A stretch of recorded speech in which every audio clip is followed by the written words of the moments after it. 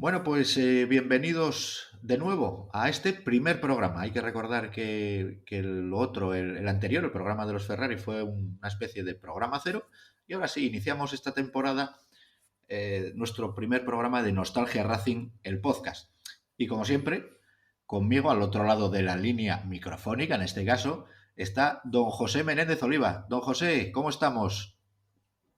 Pues muy bien, Alejandro, muy bien. Muy ilusionados de este proyecto que tanto nos apasiona y nos interesa. Y bien, con muchas ganas de seguir, esperando que a los que nos escuchen les parezca tan interesante como a nosotros. Y bueno, con muchas ganas de comenzar. Bueno, lo primero queríamos agradecer a todos los que os habéis descargado ese programa cero dedicado a los Ferrari, que ha tenido una acogida bastante buena. Daros las gracias. Recordar que el programa va a estar disponible siempre tanto en iVoox como ahora. Hay que recordar que estamos ya en Apple Podcast y en Spotify Podcast. O sea que nuestros canales de difusión cada vez se van ampliando. Haremos una previa de este programa en YouTube y simplemente, pues eso, agradeceros que estéis ahí, a los que habéis estado ya desde el programa cero y a los nuevos, pues daros la bienvenida a este proyecto que en esta ocasión vamos a cambiar un poco el formato, porque tal como dijimos en la introducción del anterior programa, no nos ceñimos a un solo tema. Nostalgia Racing, el podcast, podemos tirar por cualquiera de los muchos temas que nos brinda el automovilismo deportivo, los rallies en concreto, que es donde nosotros nos vamos a centrar. Y en este caso vamos a hacer un pequeño repaso a una temporada que creo que fue mítica, como fue la temporada en 1990. José, ¿qué te parece el tema que hemos escogido? Pues me parece apasionante. Fue una temporada que, bueno, ya se irá desgranando, pero que vamos, muchos competidores y además realmente con un nivel de lucha como no se había visto hasta entonces y además sobre todo lo que tú bien dices, teniendo en cuenta que estamos hablando de no el campeonato absoluto, sino el campeonato de Grupo N. Creo que es un tema que va a dar mucho juego.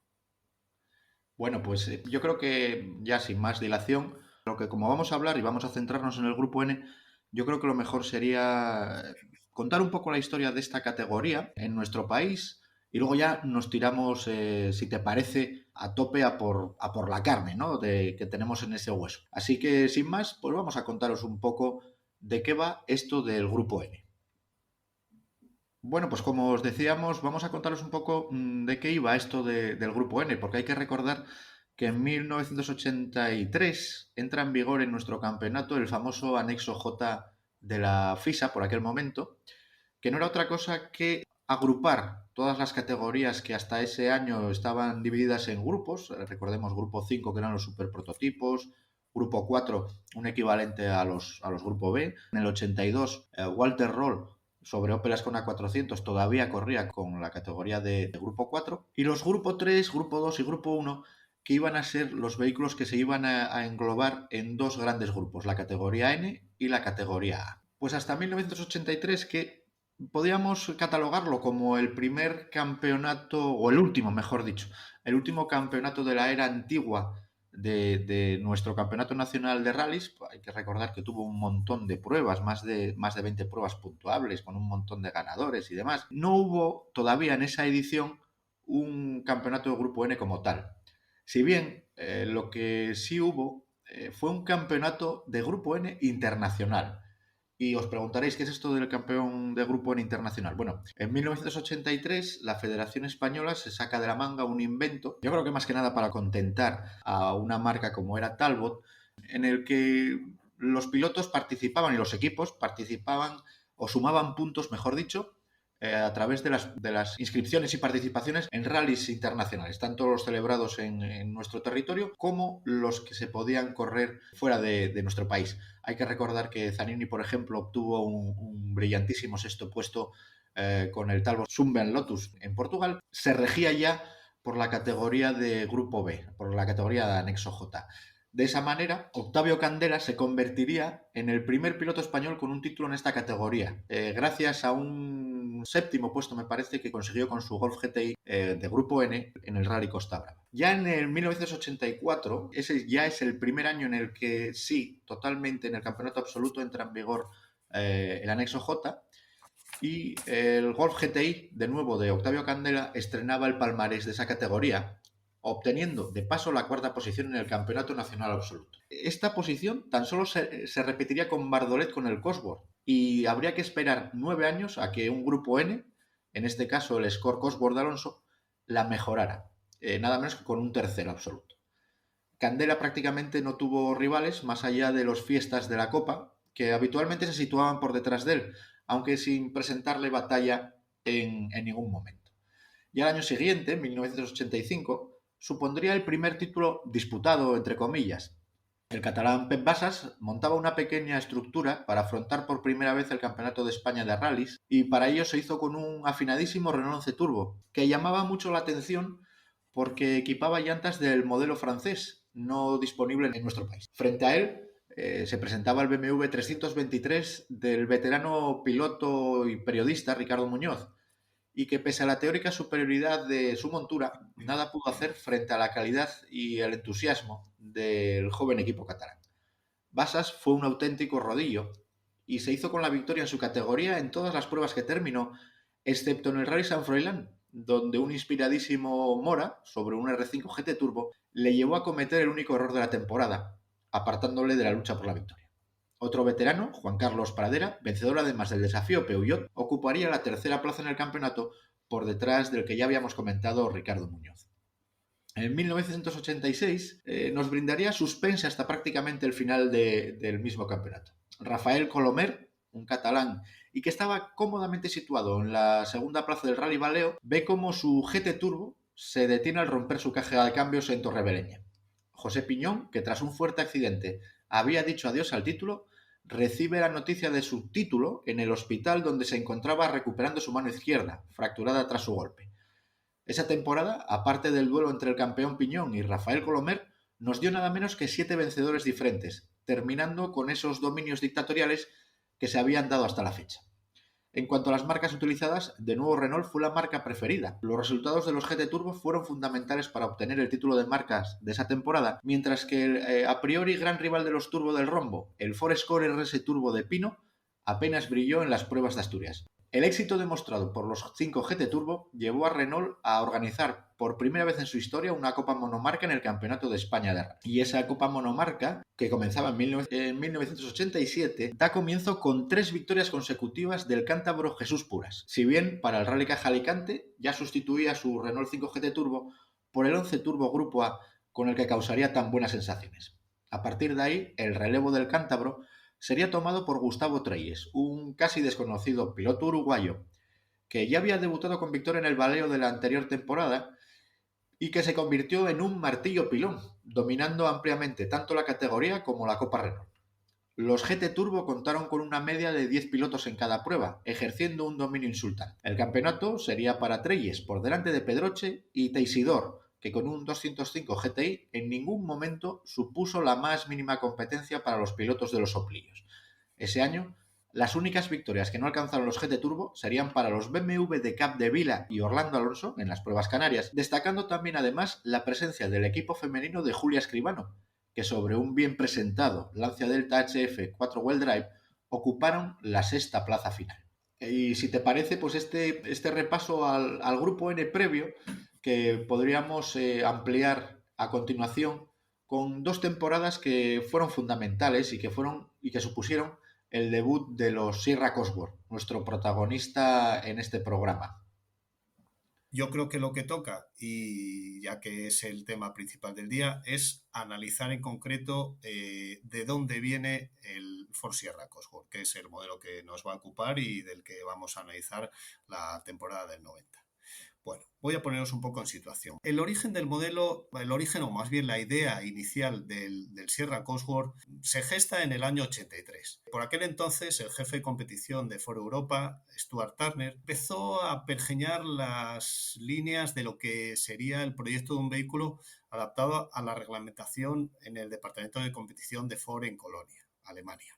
Por aquel entonces el objetivo principal de Ford no estaba tanto en rallies, sino en lo que entonces estaba en boga, que eran las competiciones en circuitos, más concretamente en Euroturismos. Y Stuart Turner pensó que el modelo ideal sería algo que tuviese en su gama con tracción trasera y una carrocería lo más aerodinámica posible. Y el vehículo más adecuado y que además acaba de ser lanzado era el Ford Sierra, que de aquellas en el año 82 y principios de 83 era uno de los más aerodinámicos de su categoría. Pero lo que le faltaba al Sierra eran motores adecuados, porque en aquellos años la competencia en el Euroturismo, que eran los Rover, eran los Jaguar, eran los BMWs, vamos, eran modelos por encima, bien por encima de los 250 300 caballos, y Ford necesitaba un modelo para poder competir en igualdad de condiciones con ellos. ¿Y a quién se dirigió Stuart Turner? Pues quién eran los especialistas en motores asociados a Ford desde la época de la Fórmula 1,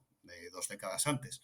Pues la gente de Cosworth. Les planteó que necesitaba una motorización adecuada para el Sierra. Los de Cosworth tenían ya, vamos, un embrión de proyecto adaptando una culata de 16 válvulas que era su especialidad y eran lo que habían desarrollado en Fórmula 1.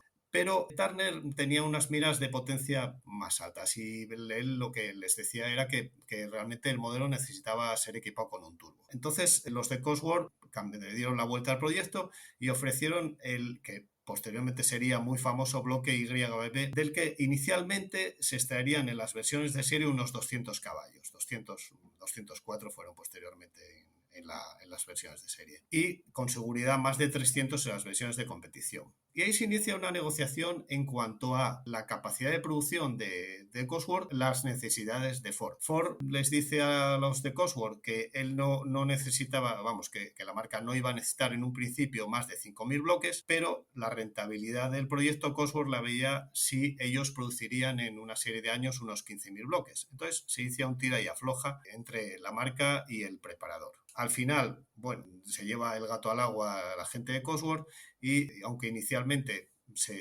iba a lanzar una tirada con 5.000 motores, pero dejan, digamos, un poquitín en la nave anexa la preparación de esas 10.000 unidades que veremos cómo saldría más adelante. Ya que tenemos el motor del modelo, ahora necesitamos evidentemente una caja de cambios.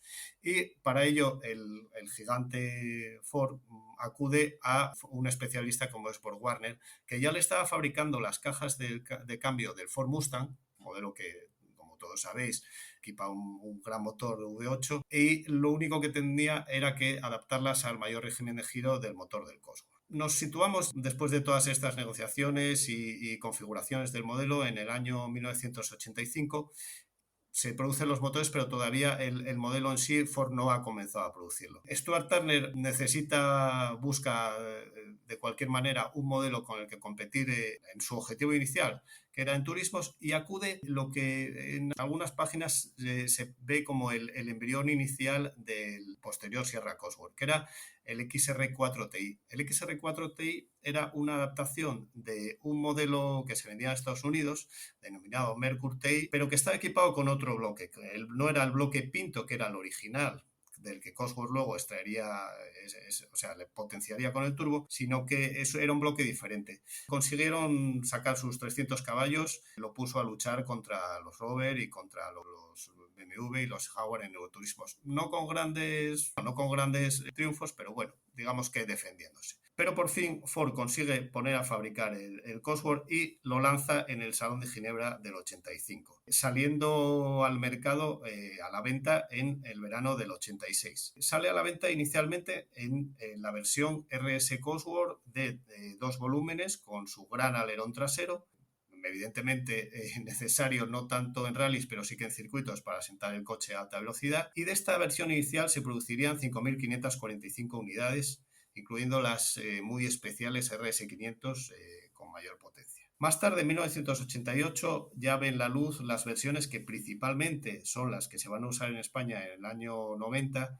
las denominadas en el mercado británico Sapphire RS Cosworth, y aquí simplemente Sierra RS Cosworth 4 puertas, que se basaba en la carrocería de 3 volúmenes, perdía el alerón trasero, en su lugar se equipaba un pequeño alerón en el borde del maletero y unos mínimos cambios en la suspensión delantera, aunque seguían utilizando el mismo bloque, ya que, como os comentaba, Cosworth tenía previsto fabricar 15.000, pero ya poco más de 5.000 se habían utilizado en la versión inicial. Y con esta versión es con la que realmente se produce el debut de competición en Grupo N en nuestro país. Un debut bastante desconocido para muchos, que se produce en Grupo N por los gerundenses Rask y Sureda, quienes participan en el Playa de Aro de 1987. Era un Grupo N, pero bueno, por tema de homologación estaba inscrito en Grupo A.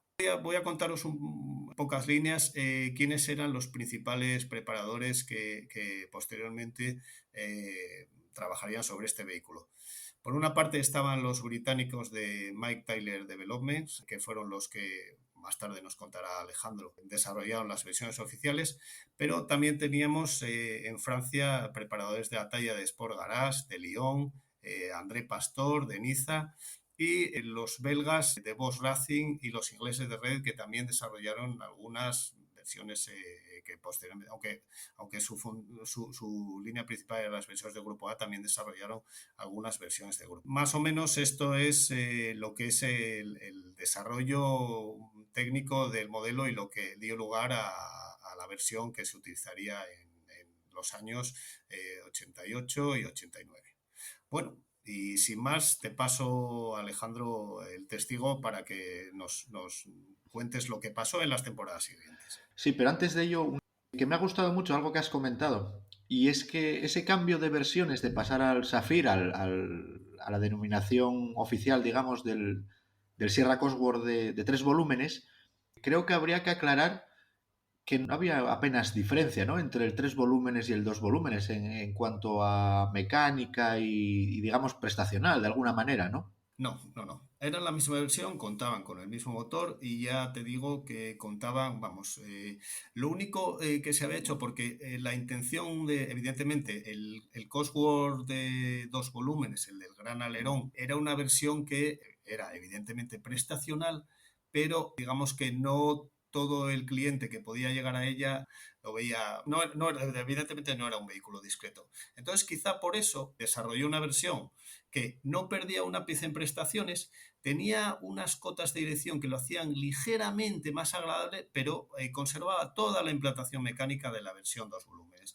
Realmente fue un cambio de estrategia comercial, pero para nada cambiaba en el aspecto. Sí, como tú bien dices, yo creo que fue más un cambio de estrategia comercial y yo creo que errado desde mi punto de vista, ¿eh? Porque perdía ese espíritu de vehículo. Puede que Ford, animada por el éxito de ventas de su gran rival en aquella época, que era el Delta Integrale, que recordemos tenía 4 puertas, algo que nos parecería, que ahora nos parece muy normal, ¿no? Pero que en aquella época que un vehículo de prestacional tuviera 4 puertas y que tuviera éxito comercial, y yo creo que Ford, buscando ese nicho, pues se tira por esta versión de 4 puertas, ya de una berlina más de representación y tratando de posicionarse en otro nicho, pero que al final pierde completamente el espíritu de ese Sierra Cosworth con ese alerón y con esa imagen tan ultra agresiva que para mí siempre yo lo he puesto en un escalón, algo así como el Sierra Cosworth sería el Mustang europeo, ¿no? Sí, quizá ahí lo que pesó posiblemente en sus análisis de mercado, valorasen cuántos de los clientes destinaban el coche a competición o realmente elegían el coche para competir, y cuántos de aquellos simplemente lo que querían era uno de los coches más rápidos en cuanto al precio por el que se podía adquirir en aquel momento en Europa. Y quizá eso pesó, desde luego que perdió muchísima personalidad, porque el recuerdo que todos tenemos es el Cosworth con su gran alerón. Pues el otro realmente podía pasar por cualquier Sierra GL sin desmerecer en absoluto a los Sierra GL que podían andar por la calle. Pero quizá yo creo que en la mente de los dirigentes de Ford quizás estuvo mucho eso, el tema del público objetivo del modelo. Bueno, pues después de este repaso que has dado al nacimiento del Sierra Cosworth, yo creo que nos tocaría ahora hablar un poco de los pilotos, siempre en Grupo N, recordemos, que lo hicieron brillar en nuestro campeonato. y la mejor manera de hacerlo es comenzar con un piloto como Chus Puras. Hacemos una pequeña pausa y ya nos vamos por la temporada 1988 en la que el cántabro hizo volar al Sierra Cosworth de Grupo N. Ford reinventó el concepto Grupo N proporcionando el primer vehículo de calle, de aquella manera, pero de calle a fin de cuentas, capaz de situar a su piloto en la zona noble de la clasificación Scratch por una fracción de lo que le costaría hacerlo con un Grupo A, en aquellos momentos la cúspide de los vehículos homologados para participar en rally. El primer Sierra que vimos en España en Grupo N fue el pilotado por Chus Puras. Bien es cierto que, como nos contó José, Rasky, el gerundense, fue el que hizo debutar uno de estos vehículos, aunque hay que recordar que homologado en Grupo A.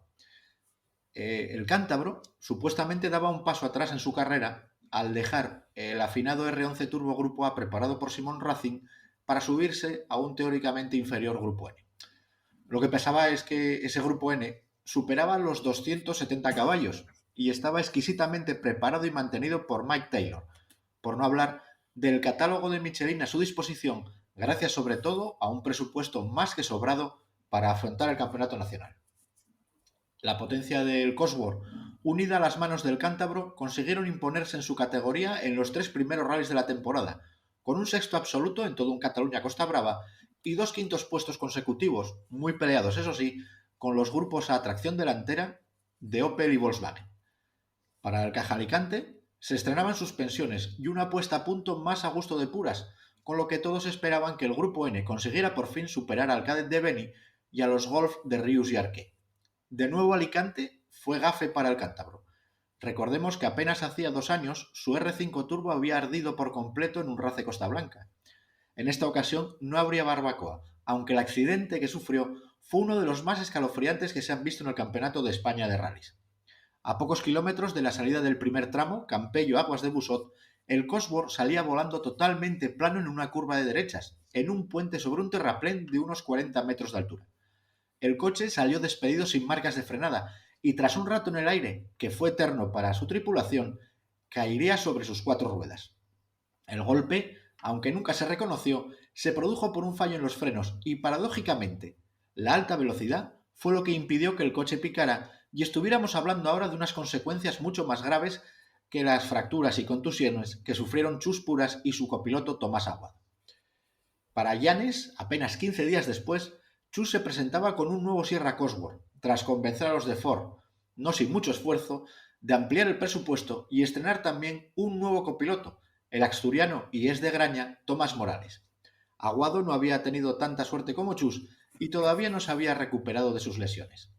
Puras, que se presentó en la salida con muletas, su peroné aún no estaba recuperado del todo, vencía de nuevo su categoría, con comodidad, y endosando un minuto además al oficial de Peugeot y ganador de 1000 copas Roland Holke, en un rally que supuso la primera victoria absoluta de Pep Basas en el Nacional de Asfalto.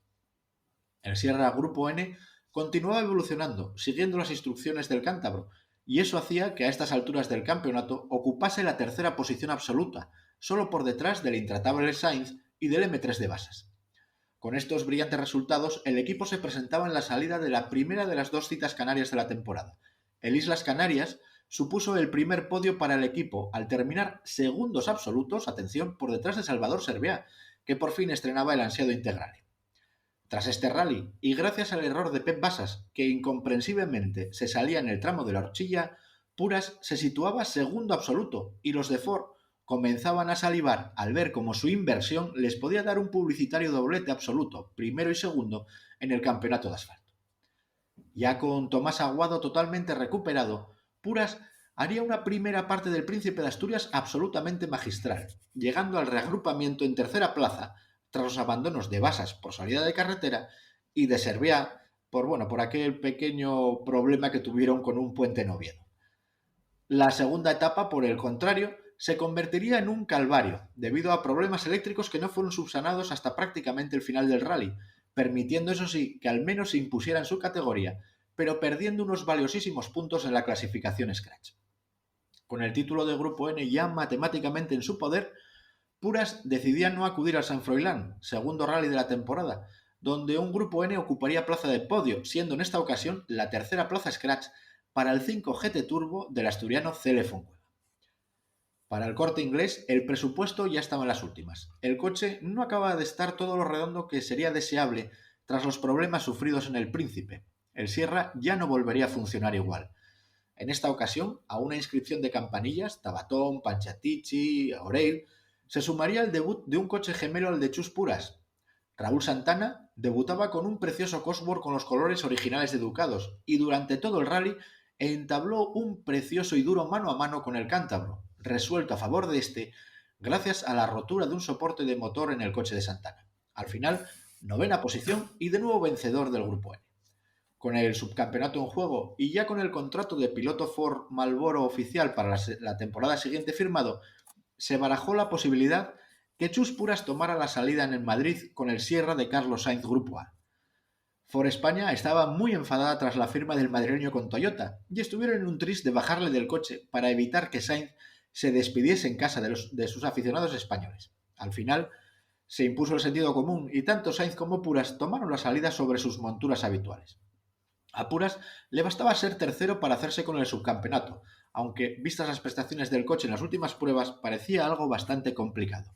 Aún así, en un rally todo puede suceder. De hecho, en esta ocasión, fue el equipo Ford al completo la víctima de este principio de incertidumbre realístico, al no llegar a la meta ninguno de sus dos coches.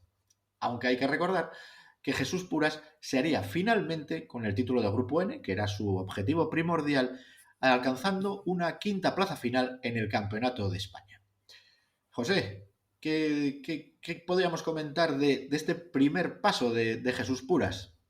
Como bien dices, primer paso de lo que luego sería un grandísimo piloto y yo creo que al día de hoy es el piloto que acapara más triunfos en el Campeonato de España. Puras, que venía en la tracción delantera, recordemos que había corrido con Renault 5 Copa, luego se había pasado al Renault 5 Turbo, el Turbo 2, luego se había pasado a los GT Turbo. Puras, yo creo que es uno de los mejores volantistas de España y realmente en esa temporada se consagró. Porque, como bien dices, el Sierra Cosworth era un berraco no fácil de domar.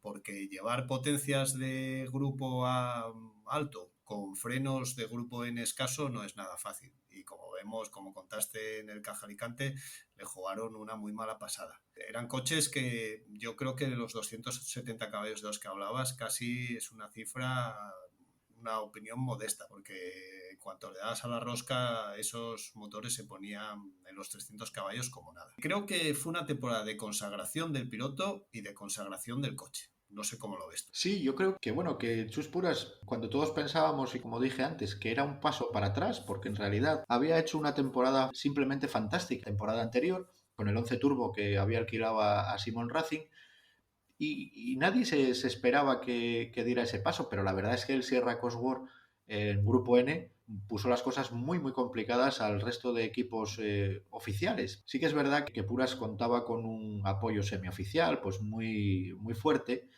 y pues en momentos de la temporada, cuando estaba ocupando el subcampeonato, pues Ford estaban extremadamente contentos, ¿no? Algo que al final se vio un poco enturbiado por esa mala relación de los jefes del equipo con Carlos Sainz y ese intento a la desesperada, ¿no? De colocar a Puras de mala manera, aunque merecidamente, porque sí que es verdad que Puras había demostrado durante toda la temporada que era un claro merecedor del, por lo menos, intentarlo con un Sierra Cosworth ya de los mayores, de Grupo A, pero creo que las formas podrían haber sido mucho mejores. Y queda ese amargo regusto, ¿no? Al final, en el que ninguno de los dos coches, como ya hemos contado, finalizaba en el Rally Valeo, y siempre quedará, no sé, esa sensación de que no se hizo lo suficiente para que pudiera terminar de la mejor manera posible. En cualquier caso, como tú dices, Puras para mí es un piloto excepcional, lo ha sido todo en este país, en los rallies, y la demostración palpable de que con un grupo N se podía ir muy rápido. Aunque, claro, no podemos olvidarnos de la máquina. Y la máquina del grupo N iba a ser tomada, el relevo de su pilotaje, por otro piloto que, bueno, que no lo iba a hacer nada mal. Nos tomamos un pequeño descanso poquito de música y regresamos con Bardolet. ¿Te parece, José? Me parece muy bien. Bueno, y vamos a hablar del sustituto de Jesús Puras con el Sierra Cosworth de Grupo N, que no fue otro que el catalán José María Mía Bardolet. Bardolet comienza con una unidad de 2 volúmenes al no estar lista a la definitiva sedán. La prueba se convierte en el mejor test para el nuevo equipo al no contar con prácticamente ningún rival, más allá de algún equipo italiano de segunda fila. Bardolet no solo debuta con un tracción trasera, hay que recordar que venía de pilotar los Citroën AX y Visa GTI. Lo hacía con un nuevo copiloto y que no era otro que el antiguo campeón de España, José Autet, por lo que daba muestras de cuáles eran las intenciones de este piloto catalán. En el Costa Brava termina 10º clasificado al final y mantiene una bonita lucha por la plaza con el catalán Jaume Pons, que para esta ocasión contaba con un BMW M3 preparado por el especialista Arge. Ya en Sierra Morena es donde debuta la unidad definitiva de Mike Taylor y lo hace de la mejor manera posible. Victoria en su categoría y podio absoluto. Bardolet, sin rivales de entidad en el grupo N, hace lo que se espera y se mide sin complejos con los tracción oficiales de Opel, con Benny Fernández y Borja Morata. Ya en Santander es donde aparece un primer rival serio para el catalán. El vasco Fernando Brizuela estrena un Sierra Cosworth, aunque las dificilísimas condiciones en las que se disputa esta prueba contribuyeron a que el debut del ganador de la Copa de España de Rallys del 87 se saldara con una fuerte salida en la segunda pasada por el tramo de Alisas. Al final, Bardolet vuelve a vencer en Grupo N, aunque en esta ocasión no consigue pasar de la sexta plaza absoluta. En Alicante es donde se produce el primer abandono de la temporada, lo que pone las cosas sencillas para que Brizuela obtenga su primera victoria. La rotura de una rótula hizo que los franceses de Sport Garage, los preparadores de la unidad de Fernando Brizuela, se impusieran al equipo inglés de Mike Taylor. Cabe destacar que el vehículo con el que vence Brizuela era la misma unidad que había sufrido un accidente en el Tour de Corse de hacía unas semanas, con el suizo Derieux al volante, lo que daba una idea de la calidad del equipo francés. Ya en el Rally Villa de Llanes supuso el segundo abandono consecutivo para Bardolet, provocado en esta ocasión por un distribuidor que los mecánicos de Mike Taylor no supieron sustituir cuando tocaba. Brizuela, que de nuevo contaba con el Sierra de Sport Garage, heredó la primera plaza, aunque un incomprensible accidente al final del tramo de Moandi se llevaría por delante la mesa de cronometraje incluso, evitó que el vasco consiguiera su segunda victoria en la categoría y se convirtiera en un rival para los semioficiales de Ford España. Nos íbamos a Galicia, de nuevo sin rivales, ya que el accidente de Brizuela provocó su retirada momentánea del campeonato. Bardolet retornaba a la victoria y al podio final, con una tercera plaza absoluta tras una bonita pelea de nuevo con Borja Morata. En casa, en el Rally de Osona, a pocos kilómetros de la residencia habitual de Bardolet, el catalán nos regalaría una actuación magistral. Tras el abandono de Basas, Mía quedó como principal y único baluarte de los pilotos catalanes. En los tramos que rodean su casa, como decíamos, Bardolet se mostró intratable para un Moratal que exprimía sin resultado todo el potencial de su Cadet G6. Al final, y tras marcar 8 segundos puestos absolutos, Bardolet finaliza en el segundo escalón del podio, completando un publicitario doblete para el equipo Ford España, vencedor de la prueba con el Cosworth Grupo A de Chus Puras. La siguiente prueba, celebrada de nuevo en Asturias, sería el Príncipe de Asturias. La victoria aquí supondría dejar decidido el título de Grupo N, por lo que no se dejaría nada al azar. De nuevo, Bardolet volvía a contar con algún rival en su categoría. Daniel Alonso y Alberto Evia suponían una amenaza plausible para el de Vic, por lo que desde el principio se centró en su objetivo, evitando involucrarse en peleas que tanto interés habían aportado en otras pruebas. Al final, la victoria fue incontestable, dejando a Daniel Alonso, el primero del resto, a más de 3 minutos. Tras alcanzar el objetivo, que no era otro que el título de campeón de España del Grupo N, el equipo prescinde de acudir a las pruebas canarias para retornar a la competición en el madrileño Rally Valeo. Allí, el equipo catalán vuelve a encontrarse con un Brizuela, que estrenaba en el Nacional su definitivo Sierra 2 volúmenes. El vasco, pese a intentarlo, no consigue acercarse a los tiempos de Bardolet, aunque al final un problema eléctrico obliga a Mía a penalizar, con lo que Brizuela se hace de nuevo con el primer puesto, postulándose como un serio candidato a ser el sustituto de Catalán para la siguiente temporada. José, creo que tú ¿Nos puedes hacer un resumen mejor que nadie que esta temporada de un piloto excepcional como era Mia Bardolet y que nunca tuvo, yo creo que no logró alcanzar su máximo desarrollo, al contrario que Sainz, Puras o el mismo Dani Sordo, ¿no? Tú tuviste la suerte incluso de charlar con él. Pues sí, estoy de acuerdo contigo. Mia Bardolet para mí fue uno de los mejores pilotos de España. Recordemos que posteriormente estuvo inscrito con el equipo Foro Oficial en algunas pruebas, pero sí, creo que no obtuvo los volantes que quizás se merecía, siendo uno de los grandes.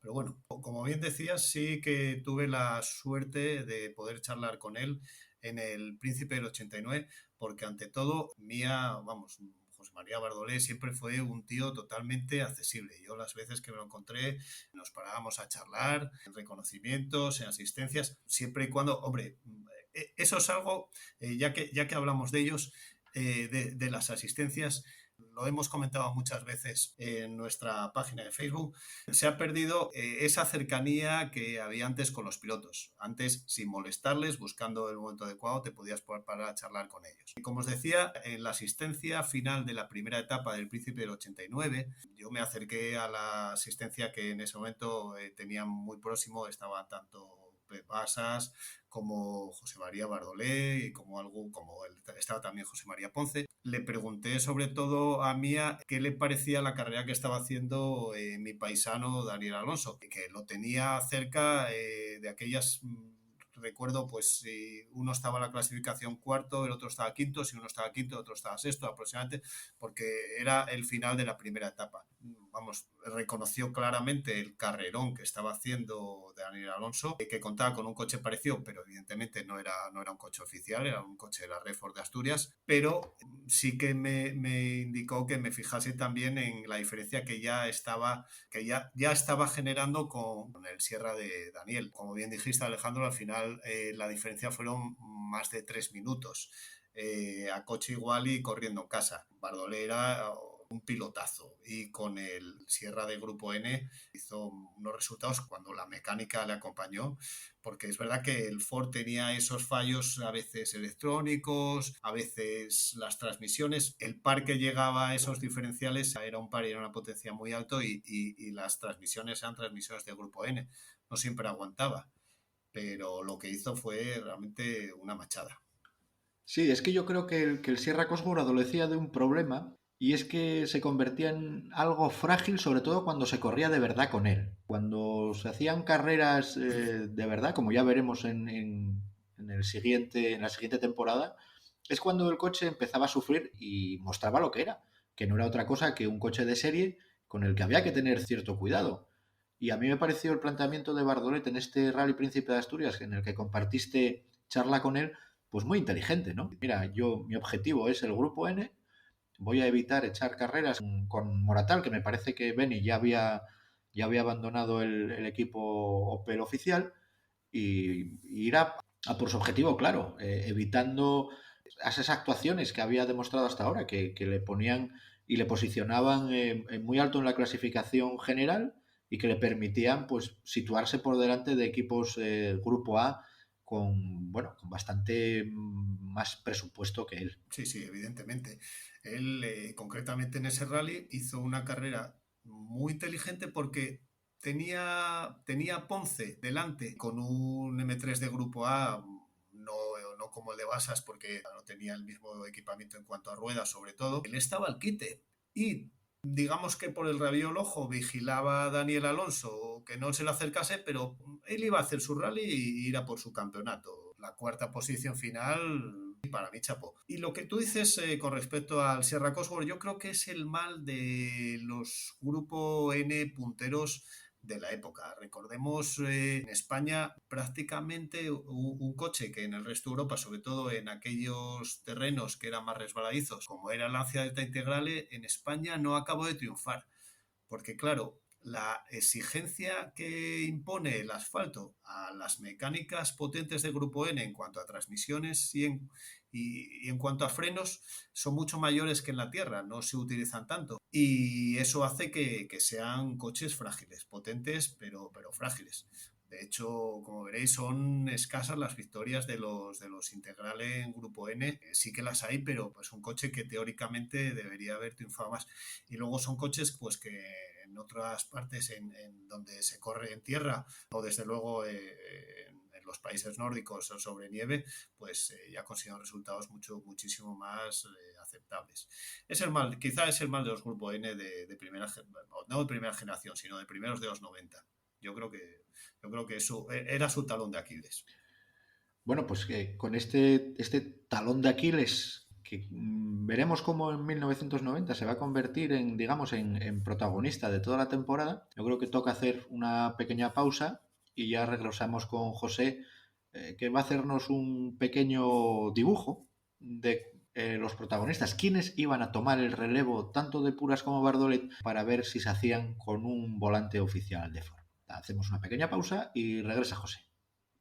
Voy a centrarme en los tres principales protagonistas, sin perjuicio de que en determinadas carreras hubo otros pilotos que pusieron las cosas difíciles. Principalmente, y en cuanto al objetivo que era el Campeonato de España del Grupo N, fueron tres los espadas que lucharon por ese cetro. Y voy a empezar por el más joven. Fue Pedro Javier Diego Goitia. Nacido en 1968, el cántabro era, como os decía, el más novel de los tres postulantes al título español del Grupo N en ese año. Hijo de un empresario del transporte de la zona de Arredondo, en pleno valle del río Asón, en la provincia de Santander, zona realística por excelencia, es muy difícil o era muy difícil no tener gasolina en las venas. Por ello, a los 20 años ya participa en varias pruebas del Campeonato de España, copilotado por otro jovenzuelo por aquel entonces y paisano suyo, como es Carlos del Barrio. A bordo del que yo creo que junto con la unidad de Sergio Vallejo fueron los dos primeros 309 GTI de Grupo N que vimos en este país. Al año siguiente, en el 89, ya realiza el desafío al completo.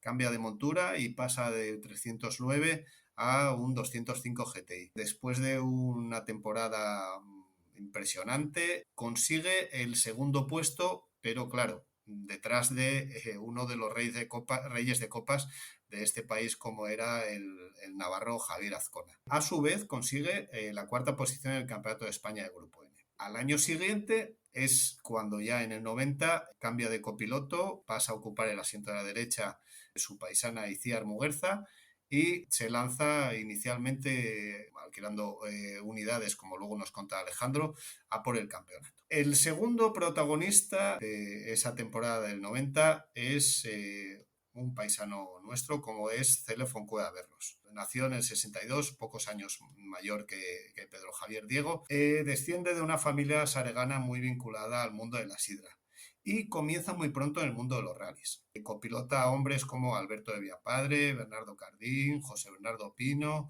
Monchu, pero él tiene en mente pasar al asiento de la izquierda. Aunque realmente antes de pasar al asiento de la izquierda, él pasa al del centro, ya que su debut volantístico fue en el autocross, con fórmulas de fabricación propia. Vamos a quedarnos con este dato de la fabricación propia, porque ese es un rasgo que acompañaría a Cele en su historia tanto profesional como competitiva. Es un auténtico, no voy a decir artesano, pero es un artista en el tema de toda vamos a llamarle la industria relacionada con el mundo de la sidra y en cuanto al desarrollo de algunos componentes de los vehículos de competición. En cuanto al tema deportivo, digamos que en el año 87 participa en la Copa Ibiza, consiguiendo alzarse con el triunfo. En el año 88 lo inicia con un Ibiza que recibe como premio, pero este resulta ser un fiasco mecánico y a media temporada salta a un Renault 5 GT Turbo, con el que ya consigue ese año ser séptimo en el Príncipe de Asturias y 2 terceros puestos en pruebas como de algo menor entidad como el San Froilán y el Costa de Almería. En el año 89, y ya por fin consigue el apoyo del grupo asturiano de supermercados El Árbol, se inscribe plenamente en la Copa Renault de Rallys, en una edición en la que se encuentra a rivales, a su paisano Kiko Cima, también los asturianos los Villarías, Mercedes Rueda, Evangelino Otero o José Piñón, Como vemos, casi nada al aparato. En una temporada de las más difíciles y competidas de la Copa. Pero la mecánica de los pequeños Renault no le acompaña y al final consigue ser tercero en el campeonato. Digamos que, a título informativo, los copilotos de Celes del 87 fueron Miguel Martínez Cueto, quien compartió asiento en esa temporada con los Ibiza con Alex Romaní, Salva Belzunces en el 88 y Jacinto Martínez en el último año, en el 89. Pasamos al tercer protagonista de la temporada del 90, que es otro asturiano también. Como vemos, la cosa va de cantábricos. El tercer protagonista es Juan Carlos Otamendi. El piloto de Oviñana, si no lo conocéis, es un precioso pueblo de la costa occidental asturiana, en una rasa sobre el mar, en una zona preciosa, muy marinera y muy pesquera. Y su familia, evidentemente, estaba relacionada con el mundo de la pesca. Se inicia en el año 87 compitiendo con un espectacular Opel Manta GTE preparado con Rero, una de las pocas unidades similares, recuerdo, en España. Con este vehículo, ya además pintado de una manera muy espectacular, ya empezó a foguearse por los tramos asturianos. Recuerdo haberle visto dando espectáculo, concretamente recuerdo un Rally Villa de Gijón en el que realizó una cruzada de órdago en el tramo de San Andrés de los Tacones y no se me olvidó. Desde luego es un nombre que miras la lista de inscritos y a partir de entonces no se te va a olvidar. Pero bueno, volvamos a la temporada 89, que es la siguiente a la que os estaba hablando, en la que utilizó el Manta, y la inicia con un Lancia Delta Integrale. Pero no, como antes os decíamos, la fragilidad de los Delta no le da los resultados que él esperaba y desde el mes de junio, para utilizarlo en el Villa de Llanes, adquiere un Ford Sierra blanco que todos recordaremos, 3 volúmenes, matrícula Oviedo AT, y que será el vehículo con el que los aficionados siempre asociaremos al espectacular piloto de Oviñana. Con este coche, en este año, toma parte en varios rallies asturianos, entre ellos el San Agustín de la Copa de España, donde se le tiraría por salida de carreteras, y en el Príncipe de Asturias, donde también tuvo que abandonar. Al menos le quedó el consuelo de subirse al podium en el Villa de Gijón y en el Santo Tomás de Granda. Y en el 90 sería el tercer protagonista en la lucha por el título. Quiero aquí hacer un comentario con respecto a un hombre que no se postuló por el título del campeonato del Grupo N, pero sí que en los rallies en los que participó estuvo dando mucha guerra y fue Daniel Alonso. Daniel Alonso con el equipo de la Red Ford de Asturias y su conocido Sierra 2 volúmenes. Digamos que estuvo ahí luchando y peleándose con estos 3 pilotos. Habría que comentar lo que pasaría si llega a seguir el campeonato. Pues sí que hubo otros pilotos que luego comentaremos que participaban esporádicamente con este vehículo, pero yo creo que realmente, como veremos a continuación, estos fueron los 3 protagonistas del campeonato. Sí, un campeonato, como bien dices, que se disputaría en 1990 y en el que por primera vez pues no iba a ser un único piloto el que podía, siempre entrecomillado, optar a heredar el volante del Ford Sierra Grupo A del equipo oficial Ford España, sino que iban a ser nada menos que 3. Bien es verdad que hubo otros pilotos que también lo intentaron, pero que vamos a contar ahora después de esta pausa quiénes fueron y la trayectoria que siguieron para intentar tomar el testigo de 2 pilotos como eran Puras y Bardolet, que ambos habían terminado sus temporadas de Grupo N convirtiéndose en pilotos oficiales de Ford España. Bueno, para 1990, como ya decíamos, lo primero que hay que dejar bien claro es que no se crea ninguna copa. O sea, Ford no plantea ningún tipo de incentivo económico directo a través de una copa. Lo que sí sugiere es que los planes de la marca van a seguir el planteamiento de temporadas anteriores, en las que, como sabíamos, el vencedor del Grupo N con sus vehículos pasa a ser piloto oficial de Ford. Quien sí crea una challenge es Marlboro, que otorga premios en metálico, la Marlboro Challenge, y en la que creo recordar que sí están inscritos todos los protagonistas de esta particular temporada en el Grupo N. Celefón Cueva hace una apuesta a todo o nada. adquiere la unidad vencedora el pasado año con Bardolet y recupera, que ya había disputado 3 pruebas con él en 1987 cuando venció en la Copa Ibiza, los servicios de un copiloto del prestigio y de la experiencia en el campeonato como era el catalán Àlex Romaní. Pedro Diego, uno de los protagonistas del desafío Peugeot del año anterior, se sube al carro Cosworth, con lo que dos de las promesas de nuestro automovilismo se medirán a igualdad de vehículo.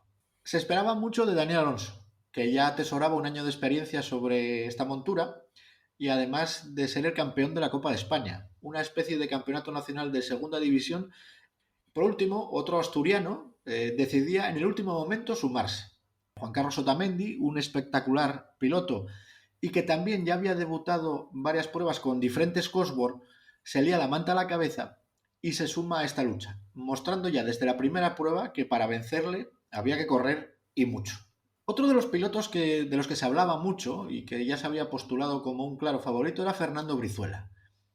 El vasco ya había puesto las cosas complicadas a Bardolet en las pruebas en las que coincidieron durante la temporada anterior y en las que obtuvo, hay que recordar, 2 victorias.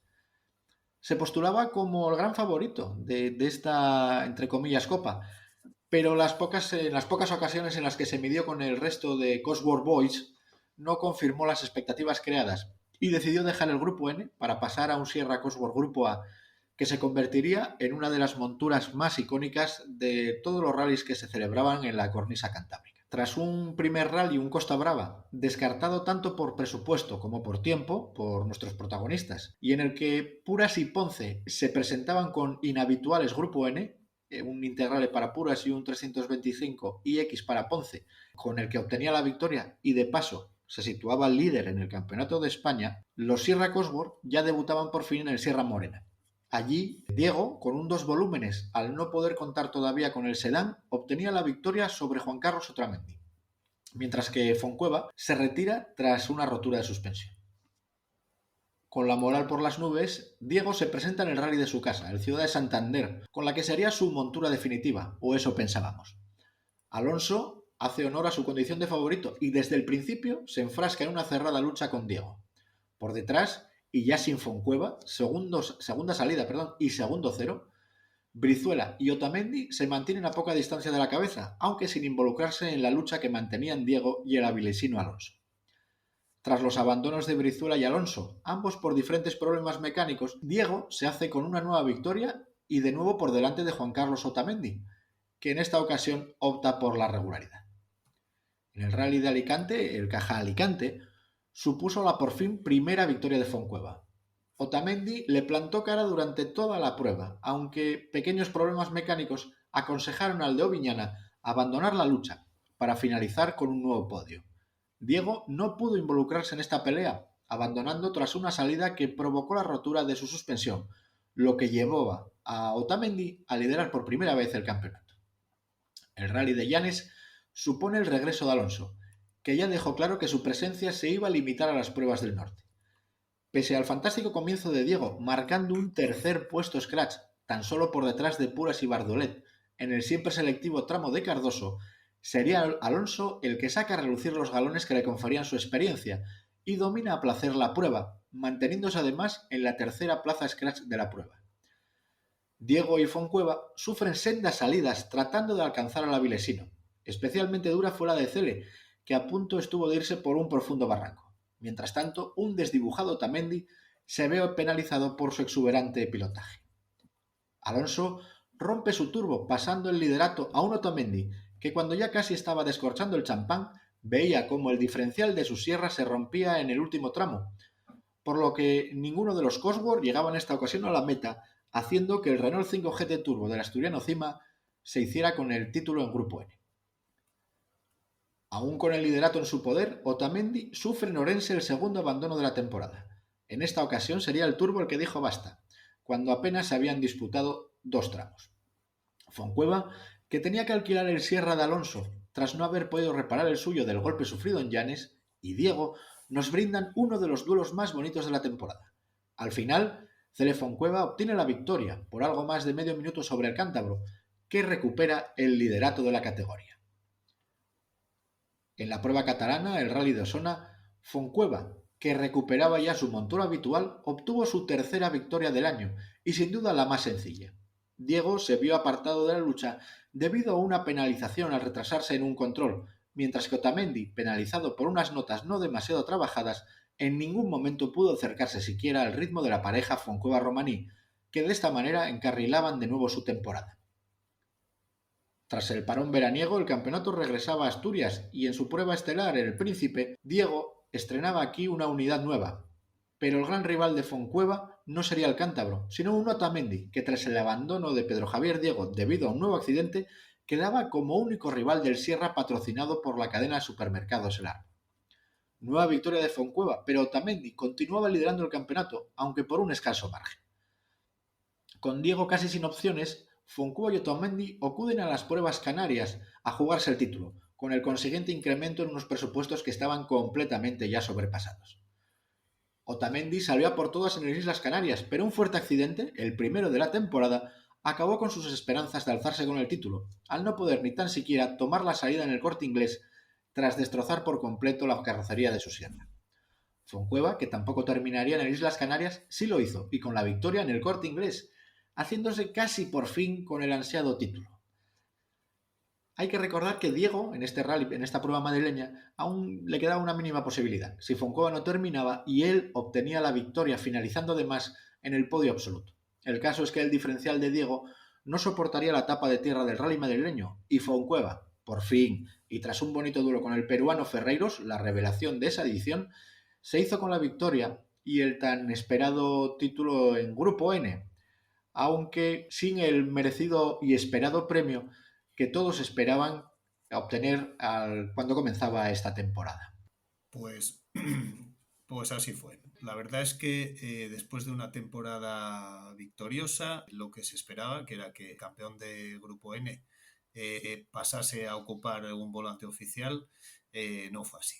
Y la decepción de nuestro paisano Cele Fontcueva fue grande porque realmente se quedó totalmente compuesto y sin novia. Solo recibió un pobre consuelo como fue la participación en el Rally de Tierra de Madrid, el de fin de temporada, con el muleto de la unidad del coche de Bardolet. Es un caso sorprendente y desgraciado que todo un campeón de España del Grupo N no consiguiese un volante oficial, a lo que además se sumó la falta de apoyo de su patrocinador principal, que era el grupo de supermercados El Árbol. La verdad es que es un caso triste y desgraciado que dejó al pobre Cele pues totalmente en tierra. Sí, vamos a ver. Yo desde aquí, si me permites, dos consideraciones. Por una parte, digamos, la falta de rigor de Ford, ¿no? Que si bien no adquirió ningún tipo de compromiso, pues desde el principio de la temporada sí dejaba entrever que sí, que iban a seguir el mismo planteamiento, que oye, que ya veríamos, que al final no os preocuparais, que ibais a correr, íbamos a seguir el planteamiento este que tan buenos resultados les había dado hasta la fecha, ¿no? Que era el piloto de Grupo N sustituye al piloto oficial de Grupo A. Sí que es verdad que se dan dos circunstancias. Una que el equipo Ford Race, digamos, con Marlboro como sponsor, llega a su fin. Pues la situación en España no era la esperada, no habíamos entrado en una situación de crisis, pero ya se aventuraba y Marlboro pues prescinde el patrocinio del equipo Ford. Y luego, por otra parte, y esto ya es una apreciación personal, es que Ford se sintió o vio que el nivel de ninguno de los involucrados ese año en la lucha era tan alto como el que habían tenido hasta ahora. Algo normal. Es que Fontcueva, Diego y Otamendi, pues sí, claro, por supuesto que eran excepcionales volantistas, pero hay que recordar que se tenían que medir, yo creo que con los dos de los 5 mejores pilotos de todos los tiempos de rallies de nuestro campeonato. Y seguir la estela marcada por un Puras, que terminó en el Mundial, por un Bardolet, que si bien no terminó en el Mundial como se esperaba, sí que fue muy reconocido, ¿no? Sí que era un piloto y que además que cuando salía a competir lo hacía y de qué manera. O sea, hay que recordar que el año siguiente, sin el equipo Ford, él para Osona consigue una unidad con un sponsor propio, con Ertoil, y se marca una prueba sorprendente, ¿no? Deja a todo el Sí, mundo sí. con la boca abierta. O sea, el nivel de Bardolet era muy elevado. Y yo creo que estaba un poco alejado de nivel de estos tres protagonistas de esta Sí, temporada. digamos que, Que que no se me malentienda, insisto. les habían puesto el listón muy alto, pero muy, muy alto. Claro, el nivel de Bardolet y de Puras Sí, sí. eh, está... Hay que recordar que por primera vez desde el 88, un Sierra Cosworth no se sube al podio en ninguna de las pruebas del Campeonato de España. Esto puede significar que no son tan buenos pilotos, claro, y que obviamente el producto se va agotando, ¿no? Porque es un coche que ya va teniendo sus años. Pero bueno, pero para los hombres de marketing de Ford, pues o no tienen tanto conocimiento del deporte, dicen, oye, quizás no era lo que estábamos buscando, ¿no? Y de hecho se quedan con Mia Bardolet, que se refugia en el campeonato de tierra, ya como piloto oficial. Y luego, claro, Diego da un paso adelante con Lancia, ¿no? Siguiendo con músculo financiero, porque creo que él corre con gran parte del alquiler del vehículo de Lancia España, o Sí, sí, aporta sí, gran parte el Lancia que utiliza. del Sí, sí, presupuesto, en el, pero Foncueva decide dejarlo, porque es que el esfuerzo al que sometió sobre todo a su cartera fue espectacular, ¿no? O sea, yo creo que ese año fue una auténtica locura, José.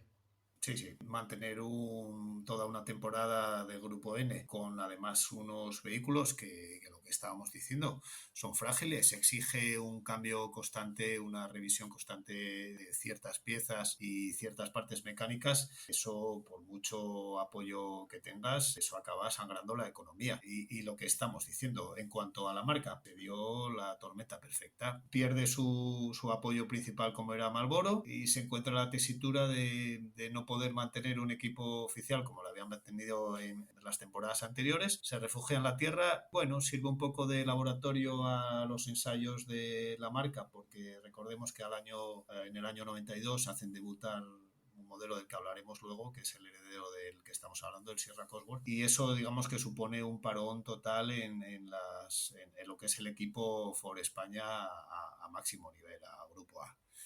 Yo creo que está claro. Aparte de lo que tú decías, las salidas de nuestros protagonistas. Recordemos que en el 91 Diego compite con un Lancia Delta inscrito en el mismo equipo que Gustavo Treyes, pero durante la mayoría del campeonato él a coche blanco. O sea, el patrocinio de sponsors personales como podía ser Tag Heuer y poco más. Juan Carlos Otamendi, pues bueno, no se refugia, sino que él sigue participando en ciertas pruebas del nacional, como vemos a continuación, y ciertas pruebas del ámbito geográfico como puede ser, como es el norte de España. Hablamos poco del esfuerzo económico que supuso para los tres pilotos, ¿eh? Porque siempre pues, nos podemos centrar en Cele, que fue el vencedor y que más o menos era el que presentaba pues, un equipo más profesional, entre comillas, ¿no? Siendo todos muchísimo, por supuesto. Pero Otamendi, simplemente la aventura canaria, que termina tan mal para él, porque se arrega un castañazo en las Islas Canarias,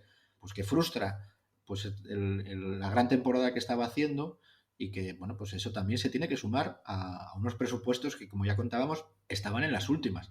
Yo entiendo la frustración de Cele, ¿eh? Porque, claro, y creo que el enfado que tuvo a final de temporada, pues estaría provocado, yo creo que por conversaciones que mantendría al principio de la misma y que no quedaron demasiado claras. Pero me hubiera parecido muy injusto haber bajado a Bardolet del Sierra. Si el año siguiente Ford hubiera apostado por continuar, por mantenerse en el Campeonato de España de asfalto, bajar a Bardolet ese año me hubiera parecido una injusticia total.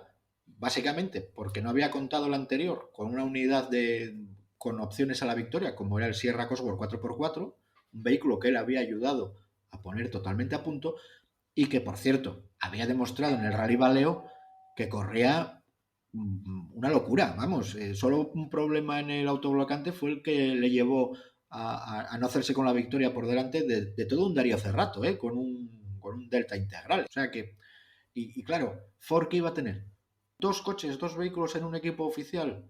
Uf, no lo sé. Yo creo Sí, que se dio, como tú bien dices, la tormenta perfecta y el que se vio en medio de la misma pues fue lamentablemente Cele, sí, sí, sí. que dijo basta.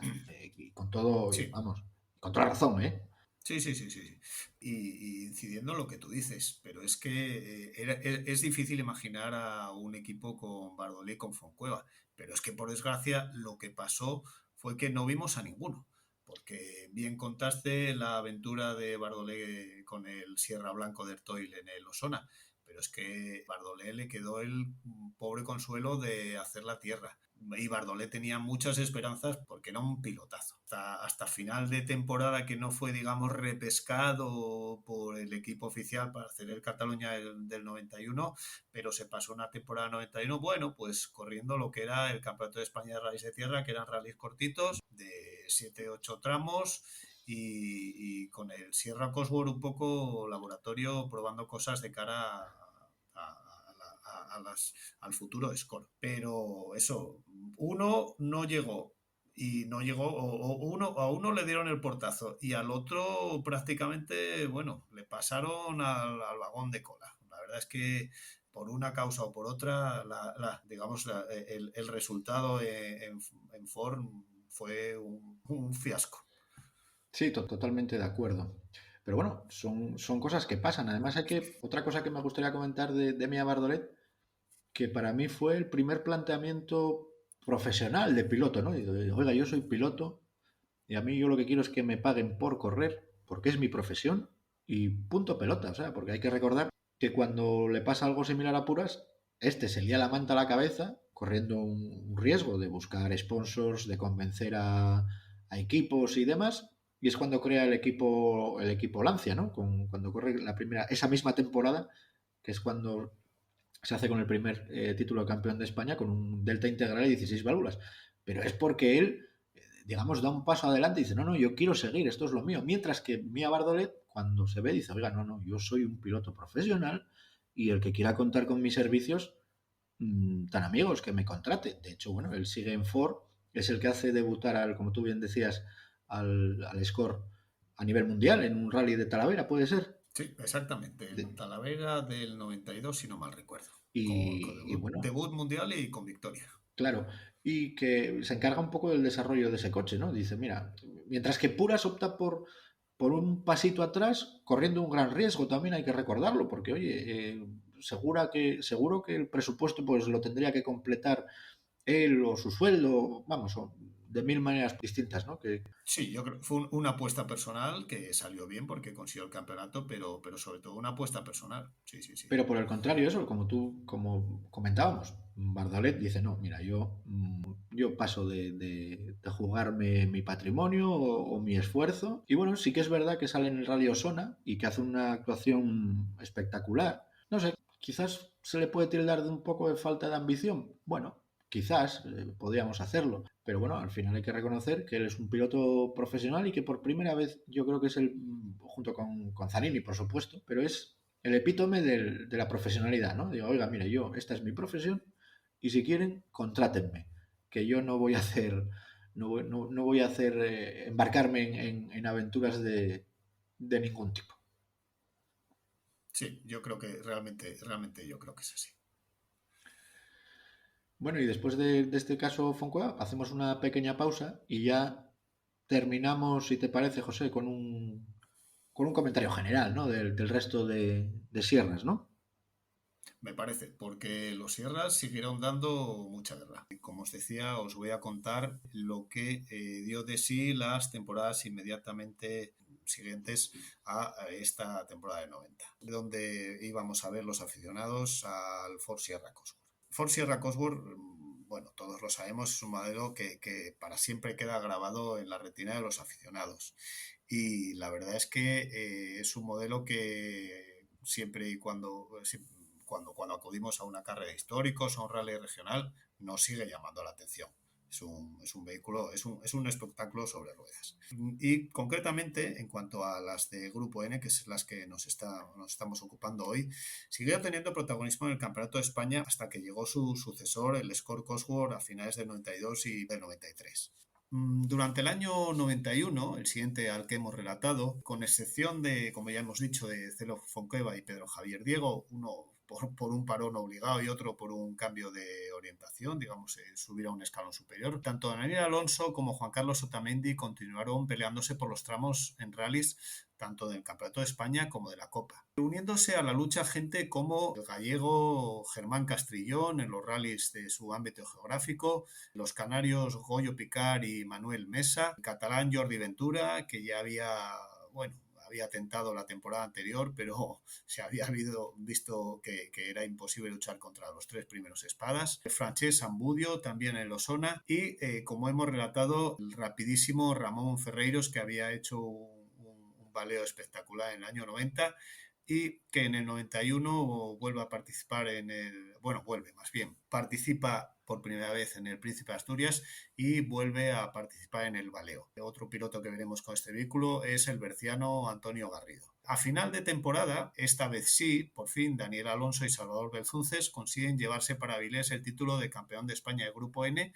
y escala una posición en cuanto al resultado final del campeonato con respecto a la que había conseguido su paisano Celo Foncueva y obtienen la quinta posición final. En el año 92 los Cosworth ya empiezan a ver aparecer más versiones 4x4 y continúan peleando siendo el caballo de batalla en los Grupo N. El primer resultado, digamos, en cuanto cronológicamente esa temporada, se consigue un segundo puesto de un galés de apellido conocido, Evans, y de nombre Windaf, que a bastantes os sonarán por ser el padre del piloto del Mundial de Rally Surfing, quien consigue un segundo puesto del grupo en el Corte Inglés. Goyo Picar consigue un primero en Tenerife, Otamendi también consigue un primero de Grupo N y tercero en el podium, o sea, en Santander.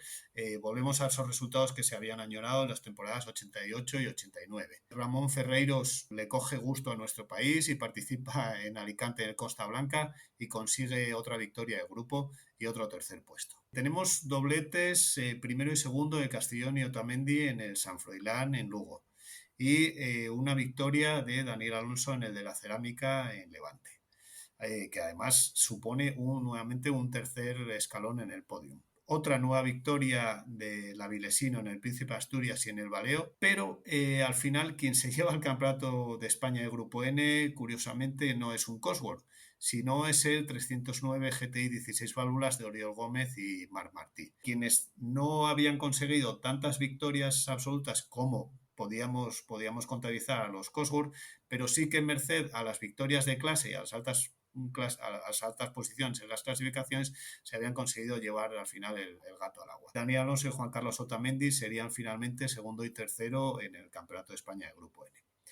Y a partir del año 93 ya empiezan a llegar a España los Escort Cosworth y empiezan a sustituir en los garajes de los pilotos que anteriormente tenían unidades de los Sierra, como es el caso de Daniel Alonso, de Germán Castrillón. Quizá los Sierra los seguiremos viendo durante muchos años, pero quizá sería el 93 el último año en el que estarían en los puestos ya compartiendo, en algunos casos, compartiendo listas de inscritos con los Score, pero estarían a un alto nivel. Querría que contaros una historia personal que quizá algunos de los que nos estén oyendo hayan vivido y si es así nos gustaría que nos los mencionasen en los comentarios. Y es una experiencia que viví en una prueba muy local, un fin de fiesta de la temporada 93 como fue el Fórmula Rally de Tineo y en el que se dieron cita varios de los participantes que habían destacado hasta entonces con los Sierra, como eran Fernando Brizuela, que vino con una unidad de Grupo A, Roberto Méndez con un Grupo N, Daniel Alonso con uno de sus coches de entrenos, Juan Carlos Sontamendi y Antonio Hidalgo. O sea, gente pura Cosworth. Y nos dieron a todos los que pudimos estar allí presentes un espectáculo increíble sobre un terreno resbaladizo como era el del Ferial de Tineo, un terreno de gravilla, e hicieron las delicias de todos los que hicimos ahí. La verdad es que a todos los que éramos foristas y seguidores del Cosworth fue un espectáculo inolvidable. Liberados de toda presión competitiva, simplemente para dar espectáculo al público, con esos coches, pues es algo que no se olvida. Es posible que dentro de de un tiempo en nuestro apartado en Facebook subamos algunas imágenes de las evoluciones de los Sierra y estoy seguro que os encantará porque fue un auténtico espectáculo. Y esto es lo que os puedo contar digamos, la poshistoria de esa temporada 90 en cuanto a los Sierra y sus bravos pilotos. Bueno, Que a mí me gustaría añadir una cosa, como has comentado, en este final de fiesta de la temporada 93 del Fórmula Rally Tineo, que creo que ese era el nombre oficial. sí, sí, Fórmula Rally de Tineo, sí. Bien, ¿ahí debutaba Roberto Méndez con el Sierra Cosworth o ya lo tenía?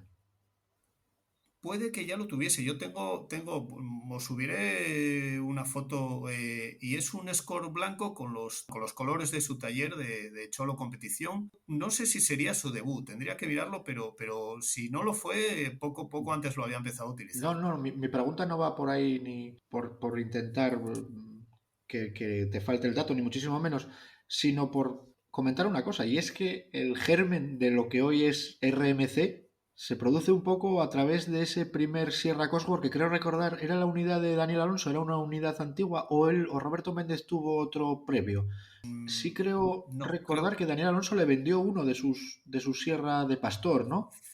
eso puede ser, puede ser. No estoy seguro del dato, pero sí, lo que está claro es que el germen de lo que hoy es RMC competición estuvo digamos, los dos Sierra, porque tanto utilizó un tres volúmenes como un dos volúmenes y su taller de Villablino. Ese es el auténtico germen de lo que hoy es el máximo preparador de los N5. Bueno, pues mira tú por dónde una de las figuras claves del campeonato nacional, pues tiene una historia muy vinculada con este modelo, ¿no? Con el Sierra Cosworth. Un modelo que, si echáis de menos que no comentemos los más modernos, bueno, pues es que nosotros en Nostalgia Racing, pues bueno, nos centramos en eso, en los momentos nostálgicos, en la historia, en el pasado. Pues podéis echar de menos y nos faltarán muchísimos pilotos que han brillado en los diferentes campeonatos extemporáneos, ¿no? A los Sierra Cosworth, es decir, con coches muy competitivos que se mantuvieron en activo durante muchísimos años, pero que obviamos esa parte de la historia y nos centramos en la que a nosotros nos gusta, ¿no? En la primordial, en la que cuando los vehículos eran competitivos y eran contemporáneos al resto de participaciones. Y además, y quiero comentar algo que lo hemos hablado al principio cuando nos has explicado, digamos, el germen del campeonato del Grupo N y qué significa el Grupo N. Y es que algo que no debemos olvidar, y es que el Sierra Cosworth yo creo que era la máxima expresión del vehículo de calle que podía ser con relativamente pocas modificaciones competitivo en tramos de asfalto. Y eso sí, luego posteriormente vendrían los Evo, vendrían los Subaru, vendrían una serie de vehículos, pero el auténtico coche competitivo, o sea, que prácticamente con unas barras y con unos slicks y unas pastillas mejores podía dar mucho juego en rallies a lo mejor no a nivel nacional, pero sí a nivel regional, a nivel de la Copa de España, fue el Sierra Cosworth con mucha diferencia sobre otros. Sí, porque es que, y es una cosa que comentábamos un poco antes de empezar la grabación, es que el grupo N durante muchos años era eso, eran vehículos de serie. Yo comentábamos antes, fuera de micrófono, micro apagado, que incluso los Sierra tenían que salir tanto con los asientos de atrás, con los paneles de las puertas, con el velocímetro, vamos, con la consola central de serie, es decir, incluso con las llantas de serie, que era algo que siempre nos llamaba la atención y que estábamos comentando, ¿no? Yo creo que fue a partir de 1900, tengo esa duda, no sé si fue en el 92 o en el 90 o quizás en fin 91 incluso, donde ya se permitió que los vehículos de serie pudieran cambiar las llantas, ya por unas llantas de competición, por eso ya empezamos a ver los Sierra, los Peugeot 309 de Oriol, que ganaría el grupo en el 92, como tú nos contabas, ya con llantas de competición tipo OZ, abandonando las habituales de serie, pero en los años anteriores los vehículos eran eso, grupo N auténticos, eran con llantas de serie y con el mismo peso, con el peso mínimo, pero conservando todos los elementos de un vehículo que te podías comprar en el concesionario. Sí, sí, exactamente. Mira, yo recuerdo, yo era muy seguidor de los resúmenes que se veían por satélite en los canales ingleses y recuerdo que la manera de diferenciar las versiones de grupo N de las versiones de grupo A era simplemente de un primer vistazo, era verles las llantas. Si eran llantas de radios cruzados, eran versiones de grupo N. Si llevaban las Compomotive, aquellas de 5 radios, eran versiones de grupo A. Y hasta más o menos esos años que tú dices, 91, quizá 92, la misma, los empezamos a ver, lo cual nos indujo a confusión, los Sierra con las Compomotive en grupo N, en la medida homologada, pero llantas de competición. Era una de las cosas curiosas. Tú te acercabas a ver los coches y en el salpicadero era el salpicadero absolutamente de serie, con la gran carencia que tenían los Sierra Cosworth, cualquiera que fuese el modelo, ya fuese el 2 volúmenes o 3 volúmenes o el 4x4, la ausencia de manómetro, y lo único que tenían los Grupo N era más o menos a la altura de la consola central un gran manómetro de tubo. Por lo demás, poco más había que sacar en cuanto a lo que facilitaba la homologación en Grupo N.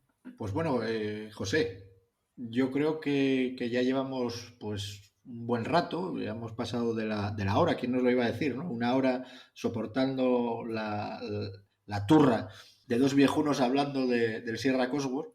Como no pensábamos que iba a dar tanto de sí, pero como siempre, pues nos liamos la manta a la cabeza y empezamos a charlar. Pues eso, llegamos un poco al final. Esperamos vuestros comentarios, si os gusta, si no os gusta, incluso vuestras sugerencias a la hora de proponer temas, que ya veremos si les hacemos caso o no, ¿no? Porque, bueno, todo siempre que esté dentro de nuestras posibilidades. Exactamente. Y vuestras correcciones, que seguramente que habremos metido la pata por mucho que lo hayamos intentado preparar de la mejor manera posible, seguro que algún error cometimos. Educadamente nos corregís y nos indicáis que cualquier comentario es bienvenido. Bueno, pues nada, pues hasta aquí este repaso a un modelo tan icónico como ha sido siempre el Ford Sierra Cosworth. Recordaros que además de este podcast, Nostalgia Racing, el podcast, que podéis encontrar en iVoox, en Apple Podcast y en Spotify Podcast, simplemente buscando Nostalgia Racing, ya irán apareciendo los que poco a poco nuevos capítulos, porque como veis, este es un proyecto que sigue adelante. Pues eso, os decía que seguidnos por favor en nuestro Facebook, que simplemente es buscad en Facebook @Nostalgia Racing Team. Allí vais a encontrar los contenidos que periódicamente publicamos, tanto don José como yo mismo, Alejandro Becerra, este que os habla. Y nada más, emplazaros para el siguiente programa, que de momento no sabemos sobre qué va a tratar. José, ¿tienes pensado algo? Alguna cosilla, alguna cosilla. Algo estamos rabilando. Esperemos, vamos a seguir cocinándolo. Bueno, pues José, como siempre, un placer compartir contigo este espacio, despedirte, darte las gracias. Lo mismo digo, un placer para mí y darte las gracias y esperamos que os haya gustado. Y a todos vosotros, los que estáis ahí, agradeceros vuestras descargas, agradeceros vuestro apoyo.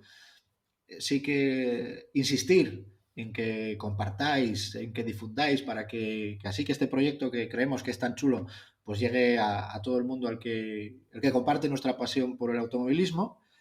Y nada, emplazaros, como decíamos, para un próximo programa que será en breve, con un tema que ya os iremos adelantando, seguramente dejando, como hicimos esta vez, pequeñas pistas o pequeñas píldoras en nuestro Facebook, @Nostalgia Racing Team. Muchas gracias por estar ahí. Nos vamos. Nos vemos. Gracias, amigo. Hasta siempre, nostálgicos. Hasta siempre, muchas gracias.